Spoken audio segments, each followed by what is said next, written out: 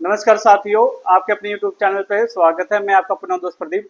आज हम बात करेंगे हरियाणा सरकार द्वारा चलाई जाने वाली पशु पालन पालकों के लिए दी जाने वाली सब्सिडी स्कीम के लिए।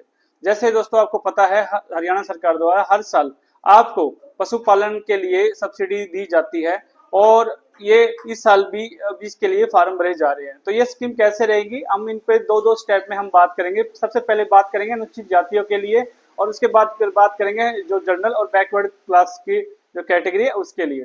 तो दोस्तों मैं आपको बताना चाहूंगा, अनुसूचित जातियों में अगर कोई कैंडिडेट कोई भेड़ बकरी पालक है या सूर पालन करता है या भैंस वगैरह या गाय वगैरह पालक है, तो सरकार द्वारा हर साल उनके व्यवसाय को बढ़ावा देने के लिए सरकार द्वारा सब्सिडी की स्कीम हर साल लॉन्च की जाती है। तो इसके लिए आपको करना क्या होगा, इसके लिए सबसे पहले फर्स्ट ऑफ ऑल आपके पास अपना अनुसूचित जाति प्रमाण पत्र होना कंपलसरी है। अपने नजदीकी सीएससी सेंटर पर जाके आपको अपॉर्चुनिटी फॉर शेड्यूल कास्ट के नाम से स्कीम है वो सरल पे वो आपको अप्लाई करनी होगी। उसके बाद आपको जो डॉक्यूमेंट है वो अपने साथ में अटैच करने होंगे। डॉक्यूमेंट्स में क्या क्या रहेगा मैं आपको बता देता हूँ। आपका Aadhaar card, PAN card, bank copy, family ID, या आपने कहीं यूनिवर्सिटी वगैरह से कहीं भेड़ बकरी पालक के लिए या कोई ट्रेनिंग वगैरह एनिमल्स हस्बेंड्री डिपार्टमेंट से कोई ट्रेनिंग वगैरह सर्टिफिकेट लिया है, वो भी आप साथ में अटैच कर सकते हैं। तो और इसमें क्या रहेगा, एक और सबसे मेन इंपॉर्टेंट डॉक्यूमेंट्स रहेगा एनओसी, नॉन ऑब्जेक्शन सर्टिफिकेट। ये आपके जो नियर बैंक है जिसमें आपका खाता चला हुआ है उसमें आपको वहां से एनओसी लेना कंपलसरी रहेगा, जिसमें आपके बैंक द्वारा ये मेंशन होगा कि भाई आपने अभी तक कोई लोन वगैरह यहाँ से बकाया नहीं है और कोई आप ने कोई स्कीम का बेनिफिट नहीं ले रहे लोन का। तो ये एनओसी सर्टिफिकेट बहुत ही कंपलसरी रहेगा दोनों केस में, जनरल केस में भी और बीसी के भी और एससी केस में भी।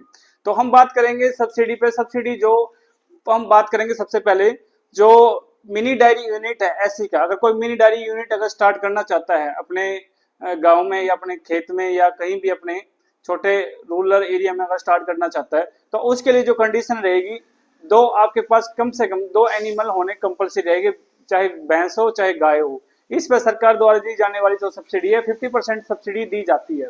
और साथ में अगर डायरी यूनिट के लिए अगर कोई 3 जानवर अगर रखना चाह रहा है, जैसे गाय या भैंस दुधारू पशु, तो उस पर 50% स्कीम है। और ये स्कीम ओनली एससी कैंडिडेट के लिए है, ना कि जर्नल्स के लिए। और साथ में जो भेड़ बकरी या बकरी पालन या सूर पालन करना चाहता है तो उस पे 90% सब्सिडी रहेगी। भेड़ बकरी के लिए कैसे है, आपके पास 15 फीमेल और 1 मेल होना कंपलसरी रहेगा। सेम केस आपके बकरी वाले में रहेगा, सेम 15 फीमेल और 1 मेल। तो बहुत अच्छी स्कीम है।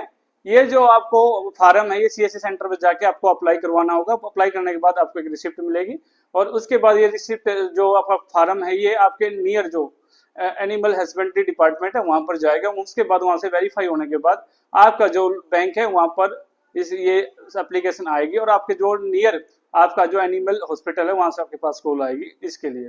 तो बहुत अच्छी स्कीम है।